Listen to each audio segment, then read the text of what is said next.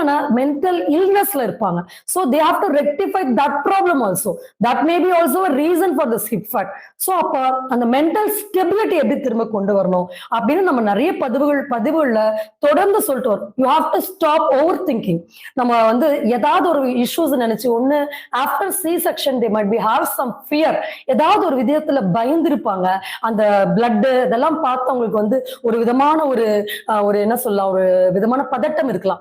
So அப்ப அந்த ஒரு மெமரிஸ் எல்லாம் அவங்களுக்கு போயிட்டே இருக்கும். பிளஸ் குழந்தைக்கு பால் வரலன்னா அந்த கவலையில வர இருப்பாங்க.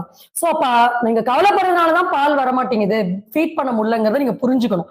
சோ அப்ப நம்ம டயட் எப்படி எடுத்துக்கணும்? இப்ப நம்ம சொன்ன மாதிரி நல்ல செமி லிக்விடா எடுத்துக்கணும். நிறைய ஃபீடிங் மதர்ஸ் பண்ற தப்பு, அந்த பிஃபோர் டெலிவரியும் சில டயட் இருக்க மாட்டேங்கிறாங்க. நிறைய ஃப்ரூட்ஸ் வெஜிடபிள்ஸ் எல்லாம் எடுத்துக்கிட்டு புரோட்டீன் இன்டேக் எல்லாம் ஒரு அளவுக்கு மினிமைஸ் பண்ணிக்கணும். ஓவர் புரோட்டீன்ஸ், மட்டன் அந்த மாதிரி ரொம்ப சத்தா முட்டை எல்லாம் எடுத்துடுறாங்க.